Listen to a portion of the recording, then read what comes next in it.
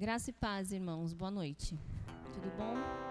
Bom, eu convido vocês a se colocarem em pé para que possamos juntos cantar e declarar que estamos reunidos aqui pelo nosso Senhor, em nome de Jesus.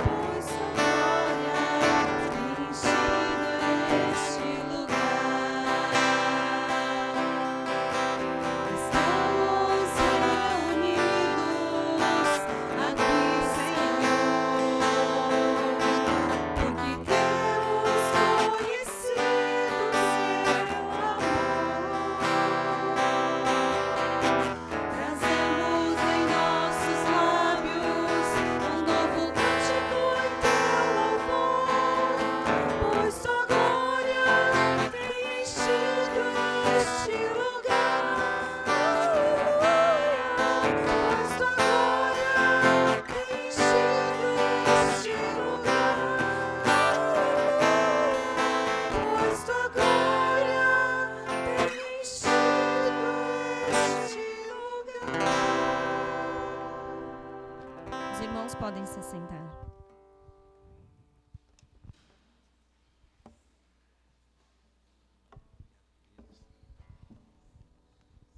Graça e paz do nosso Senhor Jesus.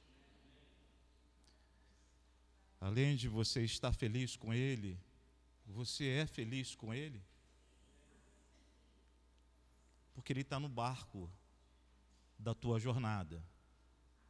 Às vezes não o identificamos, mas Ele está lá. Pronto, se precisar, com uma palavra, fazer calar tudo aquilo que nos atormenta. Creia, porque Ele é o Deus conosco, o Deus Emanuel. Isso nos enche de temor, de alegria. Alegria. Porque a alegria dele é o nosso motor, a nossa força. Não somos nós. É ele em todas as coisas. E ele não está ausente em nenhum capítulo da nossa história. Tecendo, compondo essa história como deve ser. Porque nenhum dos seus planos pode ser frustrado. Nenhum.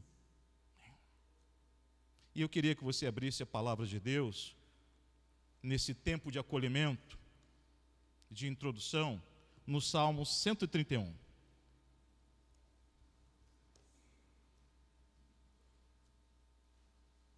Salmo 131. Trata-se de uma canção de ninar. Um salmo para aqueles que se fazem crianças. Um salmo de Davi. Para aqueles que precisam descansar, experimentar o refrigério. Aqueles que têm sede e fome de justiça e que vêm à casa dele procurando alimento, direcionamento, cura. Esse salmo aqui é o salmo da graça divina. Davi aqui está chamando Deus de mãe. E eu queria ler com você porque é a melhor introdução para esse culto. Porque nós precisamos parar e nos abandonar em seu colo. Essa é a nossa expectativa quando entramos na casa dele. Porque ele é o nosso papai querido. Mas a graça dele se faz como uma mãe. E aqui está dizendo, com muita ousadia, só poderia ser Davi. Salmo 131. Ó Senhor, o meu coração não é orgulhoso, nem os meus olhos altivos, nem me ocupo de grandes questões, nem de coisas maravilhosas demais para mim. Contudo, entretanto, porém, fiz calar e sossegar a minha alma, como uma criança desmamada com a sua mãe. Como uma criança desmamada é a minha alma para contigo. Espera, ó Israel, no Senhor, desde agora e para sempre. Gente, agora é a hora de parar e de se entregar a Ele. As nossas preocupações, as nossas ansiedades, tudo aquilo que está em torno da nossa vida, que nos tira da centralidade com Ele, agora fica lá. Toda ansiedade tem que ser colocada a seus pés. E a partir desse momento, nos fazermos crianças desmamadas, que dependem do colo, do leite da mãe. Ali sossegam.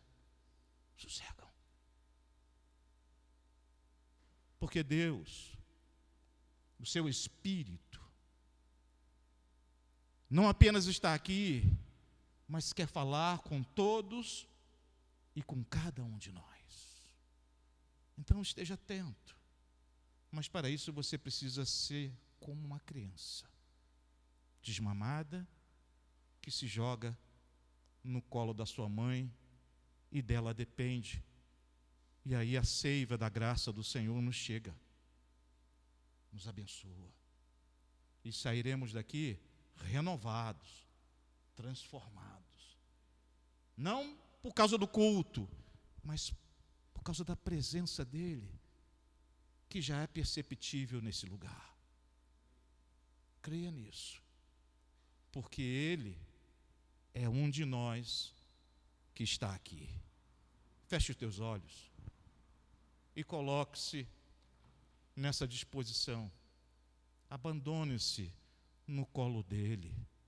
Nós temos tantos enfrentamentos para amanhã, tantas coisas para resolver, tantas preocupações. Senhor, eu não sei como é que eu vou fazer, eu não sei como eu vou decidir. Deixe agora tudo de lado. Priorize o reino. Buscai em primeiro lugar o reino e a sua justiça, e todas as demais coisas nos serão acrescentadas. Ó Senhor, estamos diante de Ti.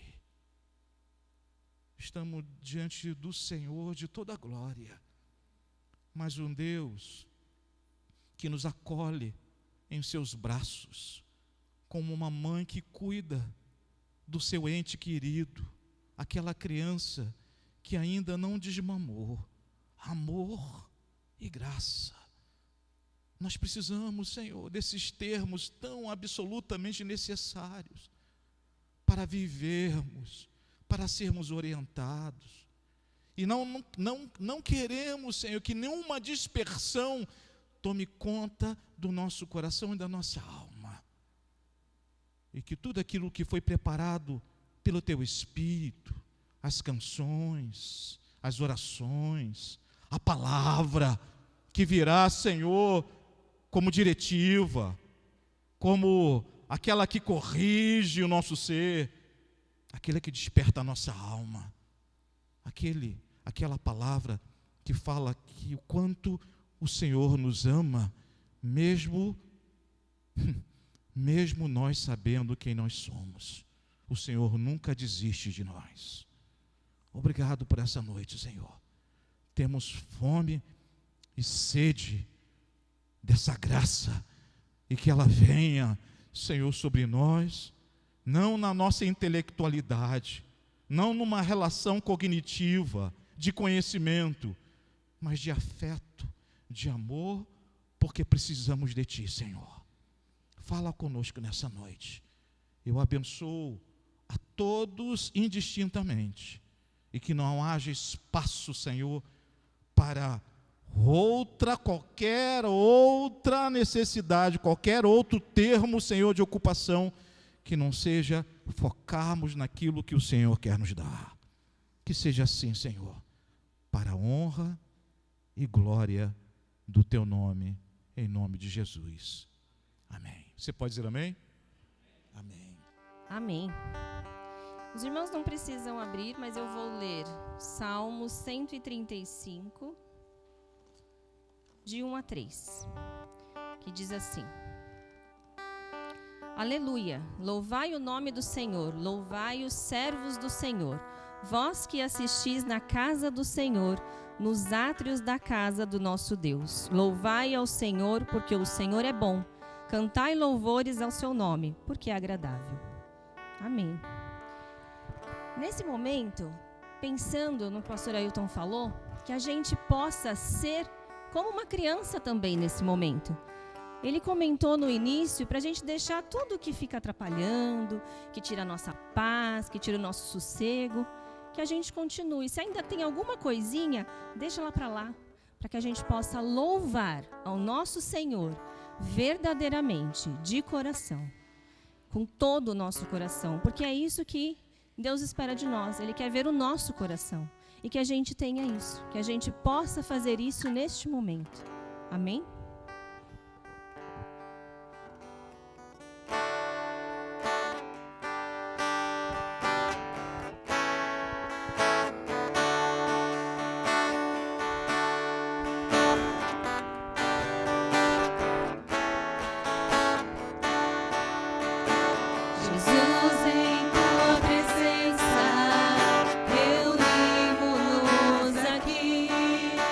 Contemplamos tua face e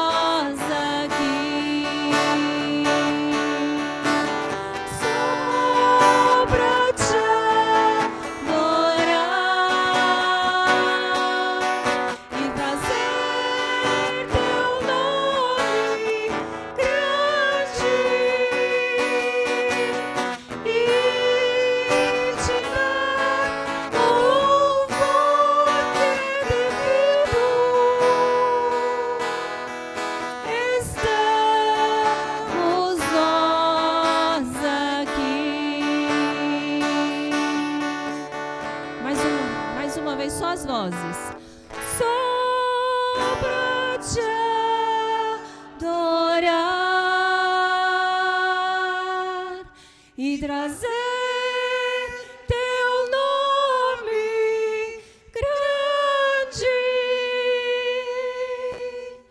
e te dar o louvor que é devido.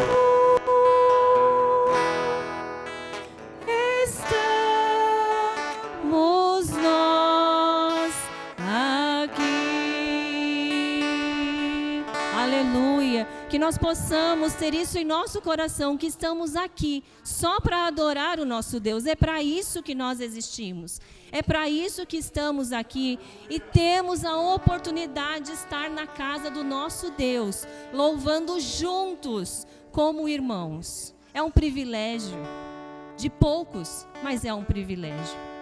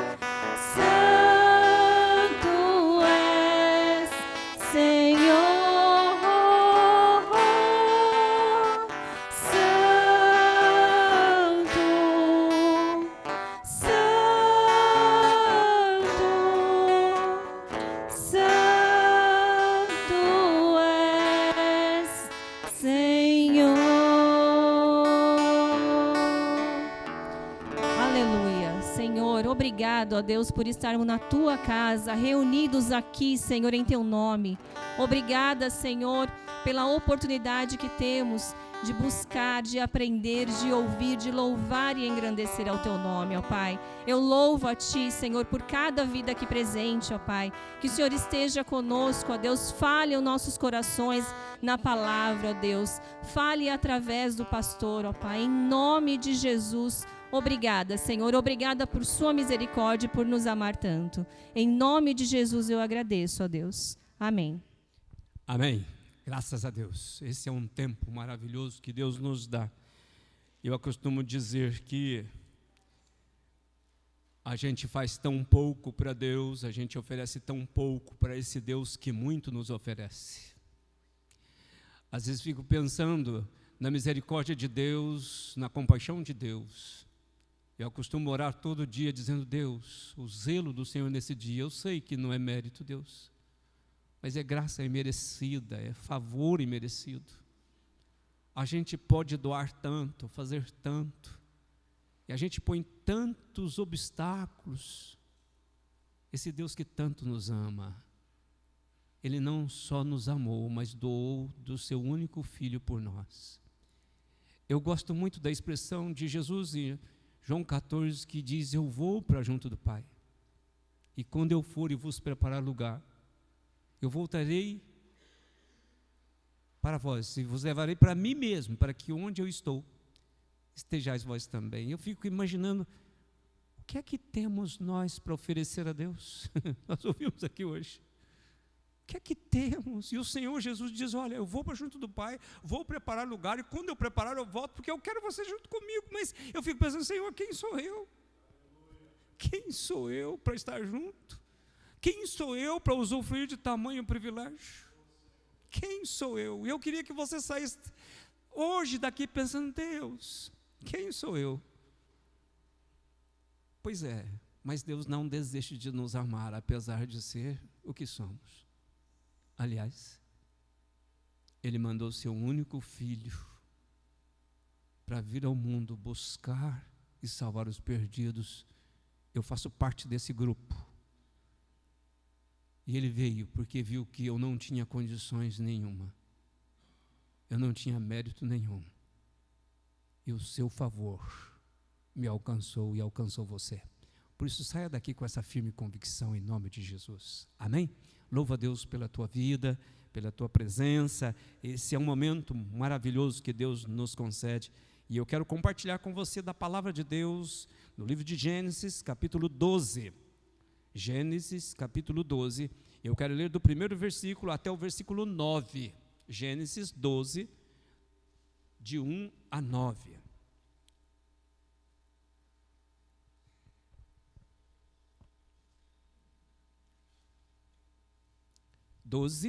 Gênesis é fácil de achar, né, gente?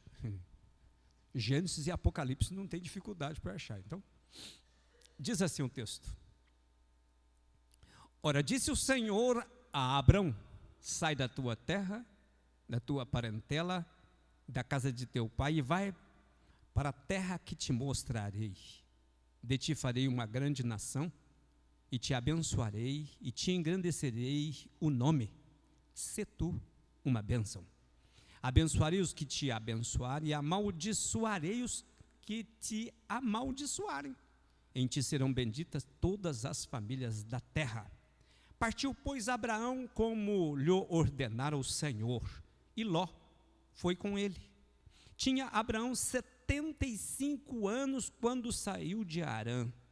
Levou Abraão consigo a Sarai, sua mulher, e a Ló, filho de seu irmão, e todos os bens que havia adquirido, e as pessoas que lhe acresceram em Harã.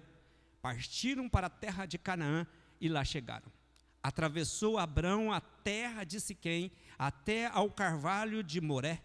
Nesse tempo os cananeus habitavam essa terra. Apareceu o Senhor a Abraão e lhe disse: darei à tua descendência essa terra. Ali edificou Abrão um altar ao Senhor que lhe aparecera. Passando dali para o monte a oriente de Betel, armou a sua tenda, ficando Betel ao ocidente e Ai ao oriente. Ali edificou um altar ao Senhor e o invocou e invocou o nome do Senhor. Depois seguiu Abraão dali, indo sempre para o Negueb. Vamos orar. Nós lemos a tua palavra, Deus, e nós precisamos da tua orientação. Nós precisamos, Deus, de um coração quebrantado, contrito diante de ti. Nós precisamos ter um coração, Deus, aberto para a tua palavra. Nós precisamos, Deus, da unção do teu Espírito Santo, tanto para falar como para ouvir, para que a tua palavra possa encontrar lugar no nosso coração e ela possa gerar vida, possa nos desafiar. Muito obrigado pela tua palavra e pela oportunidade que a gente tem de poder compartilhar dela, de poder invocar ao Senhor publicamente. É a oração que faço com ações de graças em nome de Jesus. Amém. Irmãos, nós estamos aí por retornar às atividades, algumas escolas já, mas a atividade do segundo semestre, né, está aí a todo vapor, iniciando, outras vão reiniciar. A vida, a dinâmica da vida começa, né, a ganhar a sua rotina do corre-corre de escola, de trabalho, de conciliar tempo para fazer tudo o que precisa. E ainda que nós tenhamos tantos desafios e o tempo passe muito rápido, a gente tem que considerar que há um chamado de Deus para nós de uma forma muito particular e também no coletivo, e que nós não podemos negligenciar. Não dá para a gente ficar em função apenas do nosso trabalho, do nosso conquistar, do desejo do ter, e esquecer do principal, que é o ser. Até porque o dia que Jesus vier, Ele não vai levar nada daquilo que a gente acumular aqui. Por isso o Senhor mesmo recomendou acumular tesouro no céu, onde a traça e a ferrugem não conseguem consumir. Porque o que você acumular aqui, se você deixar o Senhor, deixar de ser aquilo que o Senhor espera que você seja, porque você não tem tempo, tem que correr, tem que conquistar, tem que ter, o Senhor vai chegar esta noite. E a palavra de Deus diz: e o que tens? Para quem será? O que vão fazer com aquilo que você deixar aqui? Minha terra tem algumas expressões que são engraçadas, né? Eu sou caipira por natureza e eu não tenho nenhum problema com isso, mas eles acostumam dizer o seguinte, que caixão não tem gaveta. Isso implica que, se você morrer, tudo que você acumular vai ficar aí, você não vai levar nada. Porque nada nos pertence, nem mesmo a vida. Então, se nós nos apegamos aqui, a gente vai ficar com as coisas, construímos a nossa vida em função desse mundo, achando que a eternidade aqui, nós vamos ficar aqui. Mas o que Deus tem para a gente, a palavra de Deus diz que aquilo que o olho não viu, o ouvido não ouviu, e jamais penetrou o coração do homem, são as coisas que Deus tem preparado para aqueles que nele esperam. Nada pode servir de desculpas, justificativas, para a gente não cumprir o chamado de Deus. Pense nisso. E veja, e o chamado é o chamado de ser uma bênção, de abençoar as famílias da terra, através da nossa fé, do nosso testemunho. Nós somos missionários desde o momento que decidimos por Jesus, nós somos missionários. E nós precisamos saber que fomos comissionados a abençoar todas as nações da terra, todas as famílias da terra, faz parte dessa ordem do Senhor. Isso é evangelho, quando Ele diz: ide por todo mundo. Deus em Cristo tem nos garantido a salvação, a vida eterna. Que privilégio, que privilégio. Eu, pecador como sou, ter o privilégio de reinar com Cristo na glória. Que privilégio o Senhor um dia vir e poder falar para mim: olha, vinde, bendito de meu Pai, possuir o reino que você está preparado desde a fundação do mundo. Certamente a minha expressão vai ser: mas quem sou eu? O que eu fiz? Pois é, você no final, foi eu que fiz por você.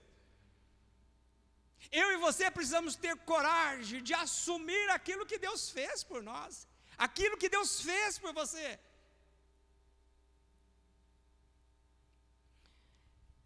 Mas Ele não quer que a gente conforme com essa certeza. Eu tenho certeza da salvação, e agora então eu posso ficar em casa numa boa.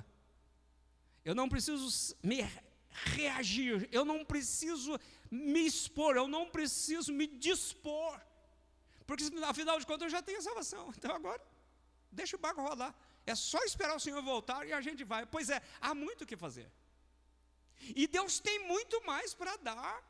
Deus não quer dar só a salvação o dia que Ele vier, Ele quer que você comece a viver a salvação já. Ele quer que você experimente daquilo que Ele tem para você já. Imagina, Ele não quer que você chegue no céu e fale: nossa Senhor, eu nunca ouvi falar, Espírito Santo, eu não acredito. Olha, não vai dar nisso. É preciso que aquilo que Deus tenha para a gente, o convívio com Deus Pai, Deus Filho, Deus Espírito Santo, seja uma realidade para a gente. E Ele está disposto a nos capacitar. O Espírito Santo intercede por nós com gemidos inexprimíveis, para que a gente possa gozar desta comunhão com Ele. Então, enquanto nós estamos aqui, nós temos que conquistar vidas, porque há muitas vidas se perdendo. E nós somos o agente de Deus, fomos chamados para levar essas pessoas a conquistar, a ter esse privilégio, que não é um privilégio conquistado por mim, é um privilégio conquistado pelo próprio Senhor Jesus, na cruz do Calvário por mim. Mas o que é que a gente pode aprender com a vida de Abrão nessa direção? Eu quero que você fique atento, eu vou tentar ser rápido aqui, mas a gente tem nesses 9 versículos algumas coisas que eu quero destacar. Primeiro, nós temos um chamado: sai da tua terra, sai da tua parentela e vai para um lugar que eu te mostrarei. A primeira coisa que a gente tem nesse texto. Uma segunda coisa que nós encontramos nesse texto também são promessas.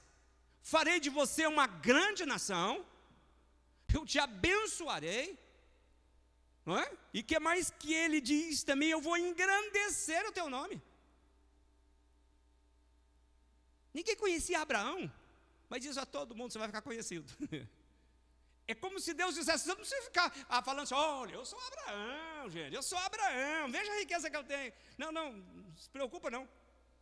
É Deus que vai engrandecer o teu nome, é Deus que vai exaltar. Por isso que a palavra de Deus ensina: humilhai-vos diante da potente mão de Deus, porque a seu tempo Ele vos exaltará. É Ele que se encarrega de fazer isso.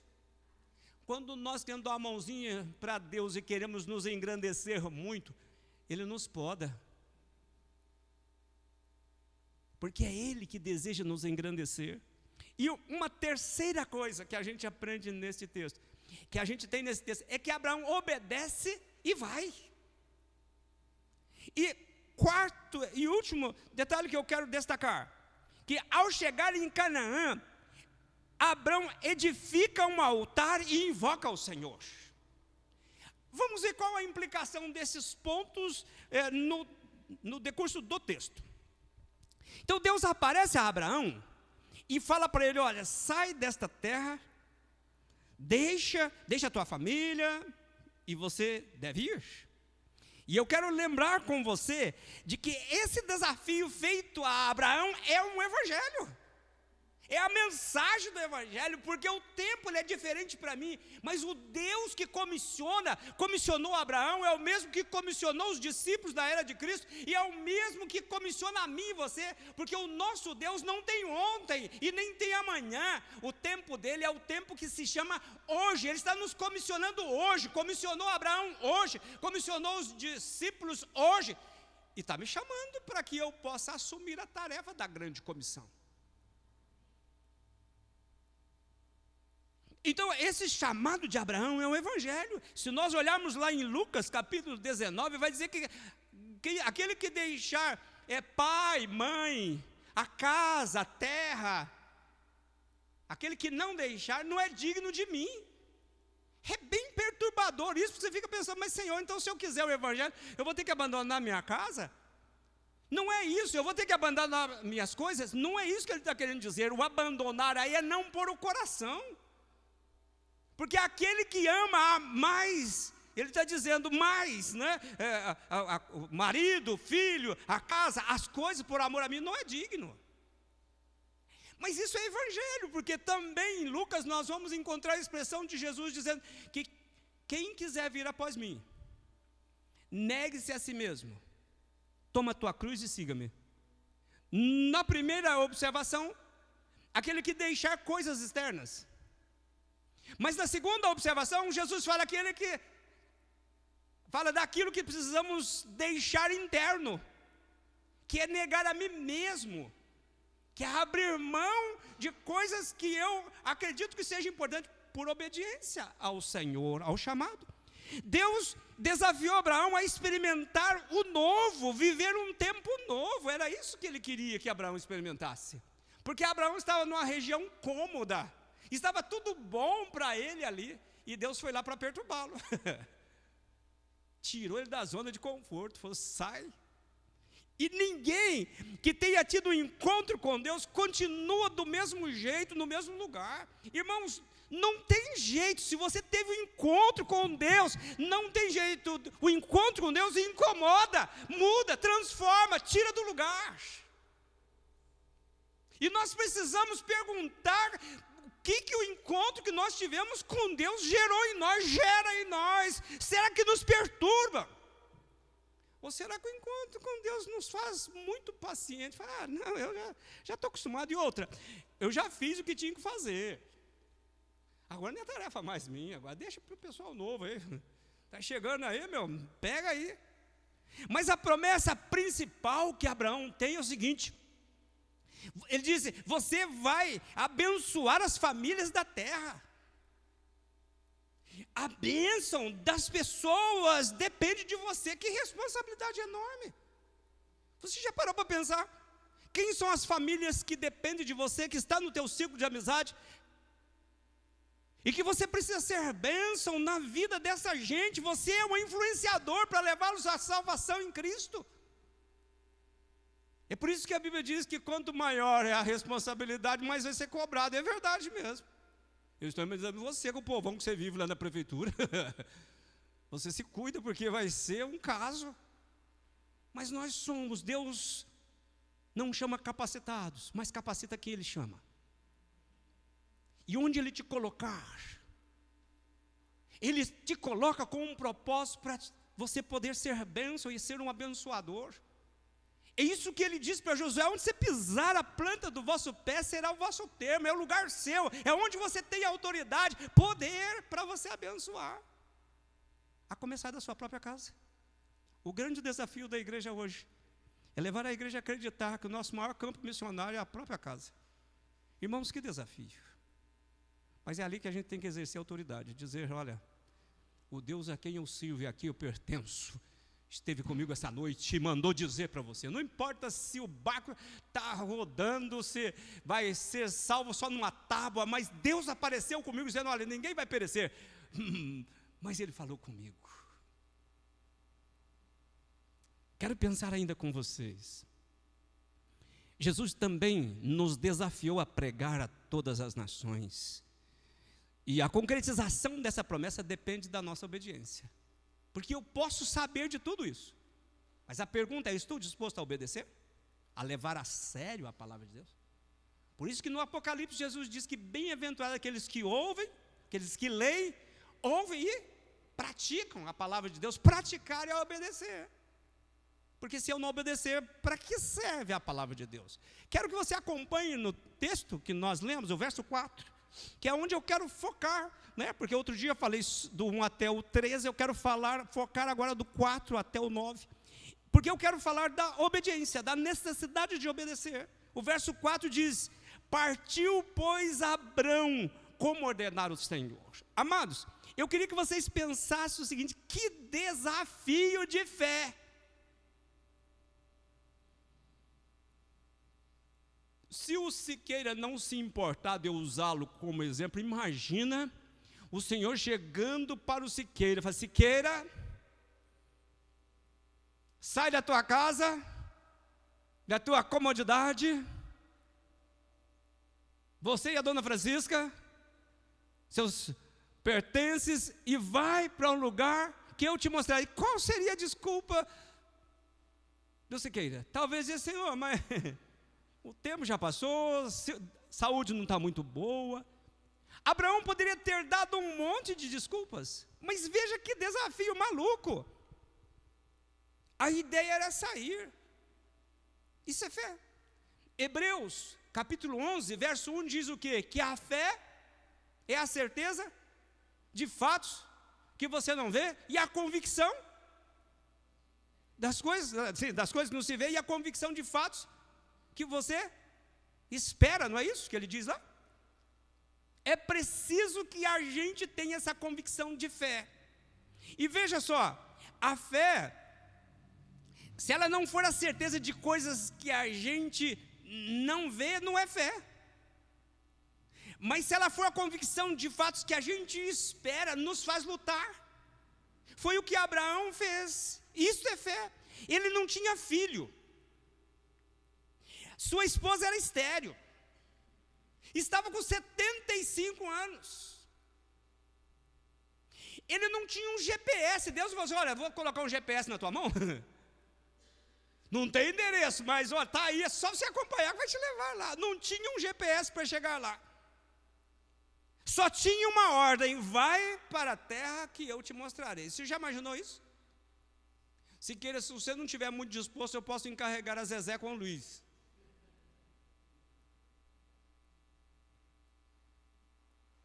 O verso 5, veja aí o texto. Diz o seguinte: levou Abraão consigo a Sarai, sua mulher, Ló, filho de seu irmão, e todos os bens que havia adquirido, e as pessoas que lhes acresceram em Harã, partiram para a terra de Canaã e lá chegaram. O texto diz apenas que ele juntou o pessoal dele e, como diria meus filhos, vazou. Ele foi. Nos informa também que ele deixou tudo, levando suas coisas, sua gente. E veja que interessante, que Deus Deus não revelou o caminho para ele, mas garantiu a chegada. Veja como que o verso 5 termina. E lá chegaram. Foi sem GPS. Mas ele foi com a certeza de que Deus o levaria ao destino. Não falou para ele, não mostrou o endereço, não deu informações, ele falou: vai para onde eu vou te mostrar. E ele saiu caminhando pela fé. E o texto informa, dizendo que lá eles chegaram. Deus nem sempre revela qual é o caminho que a gente deve prosseguir, mas Ele nos garante de que nós haveremos de chegar lá. E isso é o que importa. E eu queria que vocês pensassem no verso 6. Nos diz que quando chegou em Canaã, os cananeus já estavam lá. Veja que coisa esquisita isso.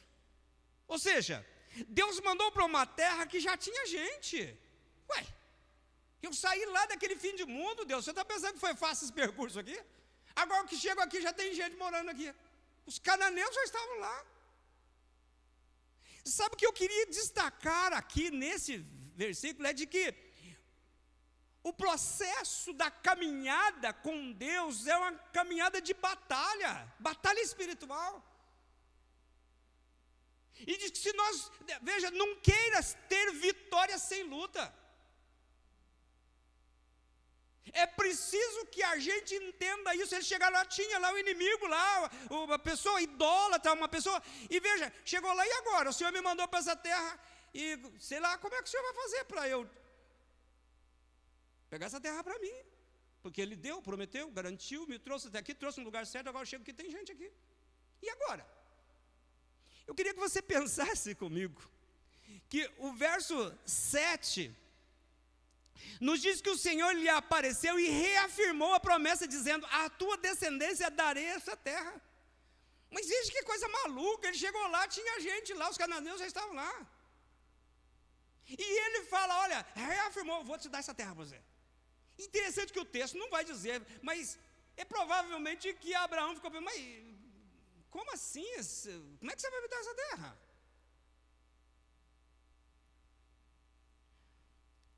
Abraão também teria pensado assim: mas nem filho eu tenho.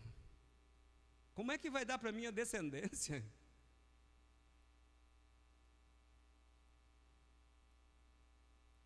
Mas qual foi a atitude de Abraão quando se deparou?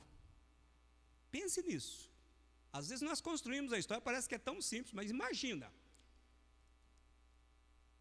Percorrer o deserto, abrir mão de tudo, da vida cômoda que ele tinha, para ir para um lugar que Deus mostra, e quando chega naquele lugar já é habitado por pessoas. Como é que eu vou fazer para tomar posse disso agora? Diz o verso 7. Apareceu o Senhor a Abraão. Ele disse: darei à tua descendência essa terra. Ali edificou Abraão um altar ao Senhor que lhe aparecera. Sabe o que Abraão fez quando chegou lá e viu, se deparou com aquela situação? Ele construiu um altar. Foi o primeiro culto público em terra estranha, em Canaã. Invocou o Senhor ali. Eu fico imaginando as expressões de Abraão na sua oração, ao fazer um altar e oferecer a Deus um sacrifício. Certamente não foi aquela oração de misericórdia: ai Deus, onde é que o Senhor me trouxe? Eu deixei tudo lá, e agora eu chego aqui, a terra está cheia, o que eu vou fazer aqui? Como é que eu vou fazer aqui? Certamente não foi essa. Mas certamente ele disse: Senhor, tu me trouxeste até aqui.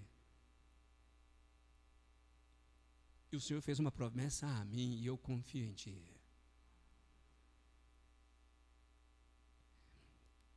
A gente precisa aprender isso. Ele fez um altar. E veja, o verso 8 nos diz que ele, saindo de Betel, veja o verso 8, passando lá, dali para o oriente, ele estava descendo em direção ao sul, ele armou a sua tenda, ficando Betel ao ocidente e Ai ao oriente. E ali edificou um altar novamente ao Senhor e invocou o nome do Senhor. Ou seja, onde ele passava, ele construía uma tenda e ele invocava o nome do Senhor. É como se todo lugar que passava construía uma igreja. O apóstolo Paulo também fez isso. Construía uma igreja lá, se não fosse, não poderia ser necessariamente, ou não era necessariamente, uma construção física. Mas ele reunia um grupo de pessoas, construía uma igreja e invocava o nome do Senhor.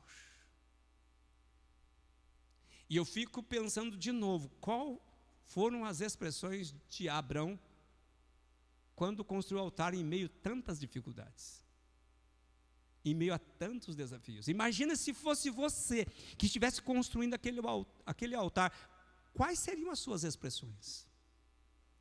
Seriam expressões de confiança ou de reclamação, de murmuração, como nós fazemos? Abraão era comprometido com Deus. E por onde ele passava, edificava uma tenda, construía um altar. E ele invocava o nome do Senhor, não importava as dificuldades. Na terra do inimigo, na terra de idolatria, ele fez um culto, levantou mãos aos céus, adorou a Deus, dizendo: Deus, nessa terra estranha, o Senhor me colocou para ser um abençoador. Você já parou para pensar em quantos lugares estranhos que Deus te coloca? Tem te colocado. E como é que você tem sido ali? Feito um idólatra como os demais da terra onde Deus tem te colocado? Ou você tem construído um altar e invocado o nome do Senhor? Assim, como Deus chamou Abraão, ele era um idólatra, ele era um fraco.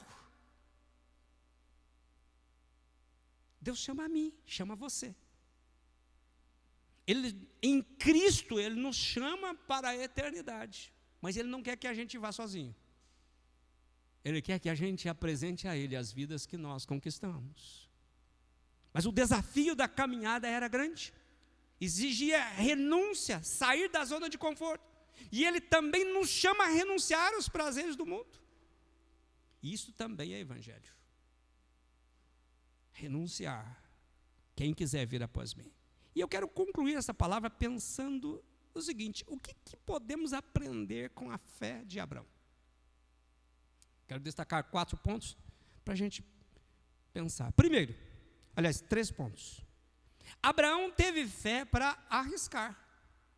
E veja, ele arriscou tudo. Abandonou, abriu mão de tudo que ele tinha pela fé no Senhor, por um chamado. Deus falou: sai da tua terra, da tua parentela e vai. Imagina, é uma loucura, é uma coisa insana, mas ele creu. E Deus, diz a palavra, imputou isso como justiça. Segunda coisa que nós aprendemos é que Abraão, ele teve fé também para confiar. Porque Deus falou para ele: vou fazer de você uma grande nação. Sim, mas ele já estava com 75 anos. A esposa dele era estéril, não tinha filho, mas ele confiou. Ele creu no Deus do impossível. Ele acreditou que o Deus que chamou poderia reverter a história dele, o quadro da história. Isso ensina para a gente.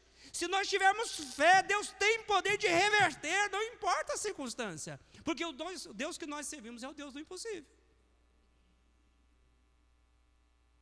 E uma terceira coisa que a gente aprende é que Abraão teve fé também para entregar. Se a gente continuar lendo o texto, no capítulo 22, quando Isaac, filho de Abraão, filho da promessa, já é crescido, desmamado, Deus falou para Abraão: olha, pega o teu filho que você ama tanto e sacrifica-o em holocausto a mim. Se você já parou para pensar nisso?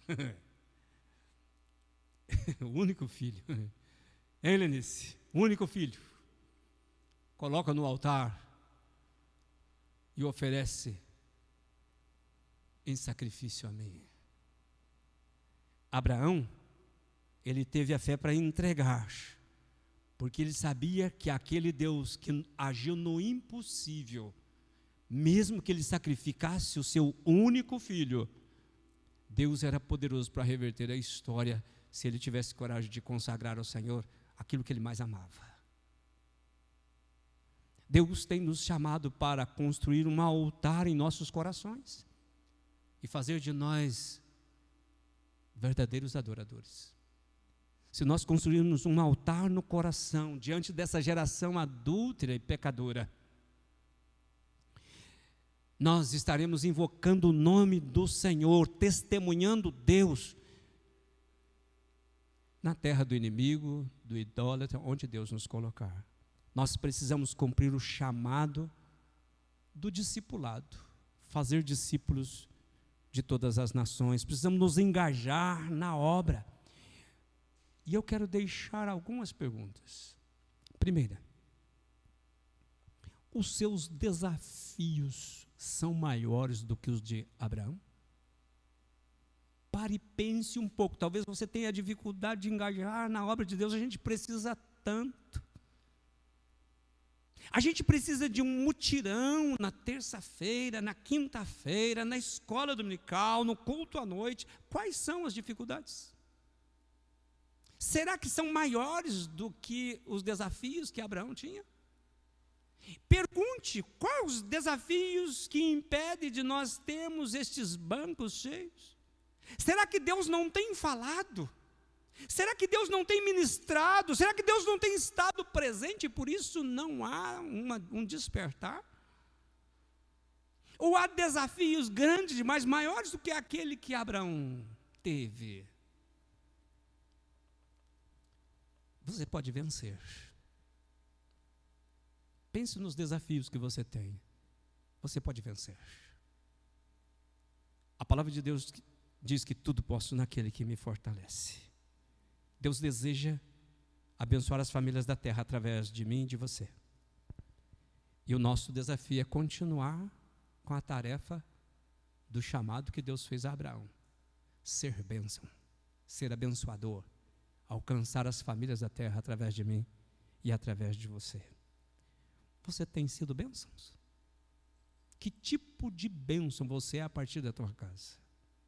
Que palavra de autoridade você tem dentro da tua casa? E fora da tua casa, no teu trabalho, no ciclo de amizade, será que as pessoas te veem como alguém que tem uma palavra de autoridade, uma palavra que quando conversa, fala assim, ó, fala mais, fala mais?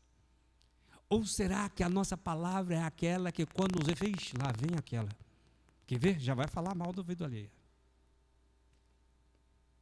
O que te impede? Fecha os seus olhos.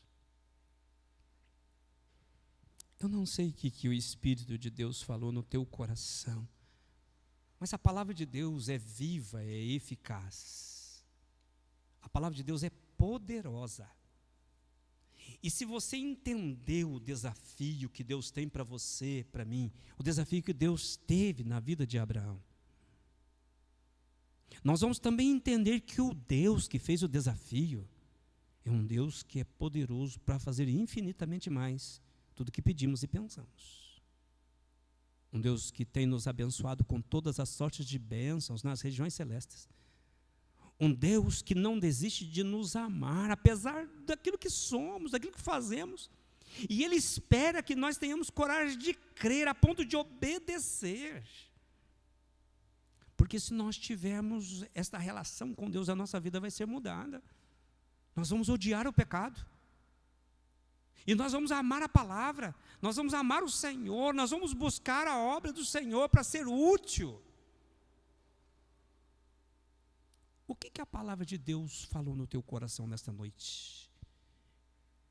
E com que desafio você sai daqui desta noite?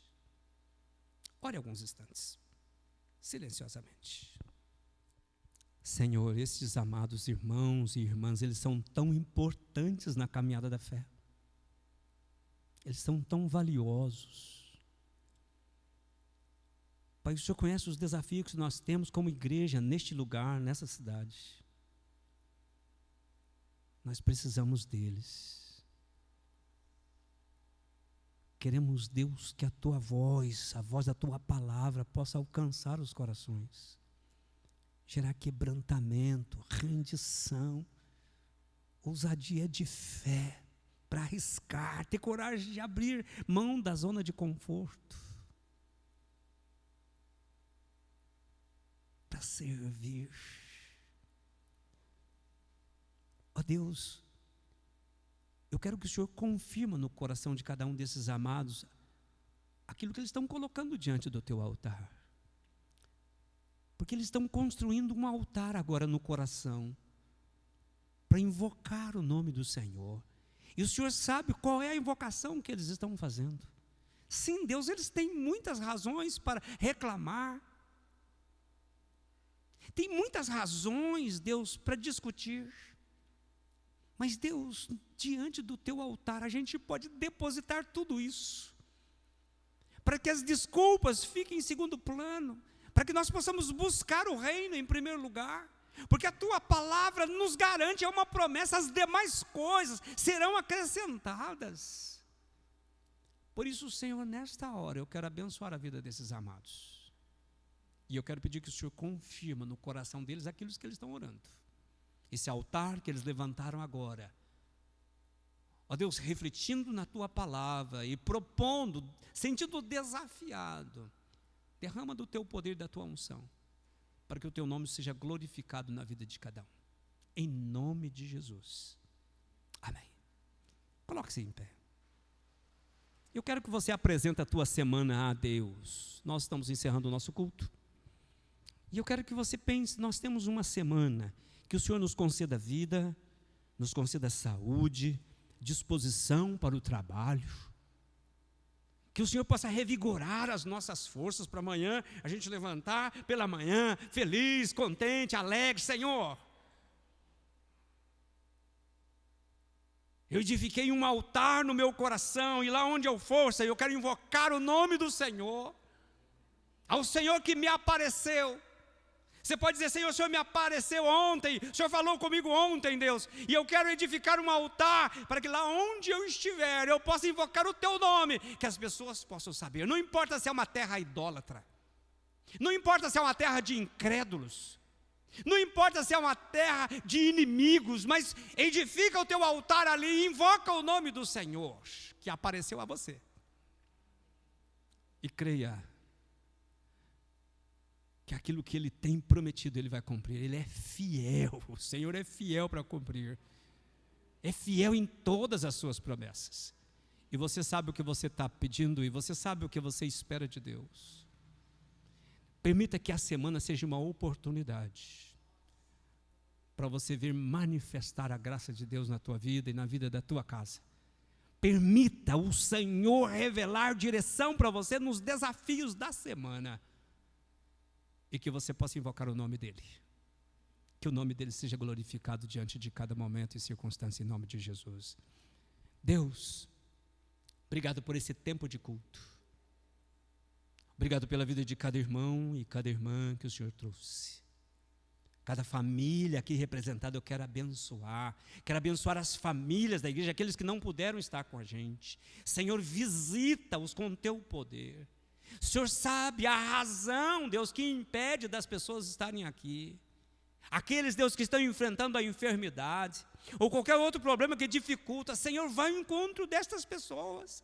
Senhor, que o teu zelo, os teus cuidados, o teu poder, a tua unção se manifeste ali na vida desses amados, para que eles possam sentir amados pelo Senhor, e que o teu toque sobre a vida dessas pessoas, dessas famílias, possa reverter o quadro, possa trazer libertação, cura, em nome de Jesus. A nós, Deus, que viemos aqui, continua a falar no nosso coração. Obrigado por esse tempo, pela tua palavra, por cada ato deste culto, pela vida de cada irmão que esteve envolvido neste culto. Receba, Senhor, a gratidão. É ao Senhor toda a honra, toda a glória, todo o louvor ao Senhor. Nos leva, Senhor, com essa fé, com essa certeza, com a disposição de querer continuar aquele chamado, abençoar as famílias da terra, a começar da nossa casa, que sejamos abençoadores, possamos abençoar nosso cônjuge, nossos filhos, netos, abençoar, Deus, aqueles que fazem parte de nós, que convivem conosco, nosso trabalho. Senhor, dá-nos força para levantar um altar, edificar um altar, não importa o lugar, as circunstâncias, mas que o teu nome possa ser invocado, glorificado. Nos leva nessa fé, fortalece-nos, dá vitória. Nós te louvamos, nós te glorificamos, em nome de Jesus, que é o Senhor da vida, o Senhor da igreja. Amém. Graças a Deus. E que a graça de nosso Senhor e Salvador Jesus Cristo, e o amor de Deus nosso Pai, e a sublime comunhão do Espírito Santo, esteja conosco, com o povo de Deus espalhado pela face da terra, hoje e para sempre. Amém.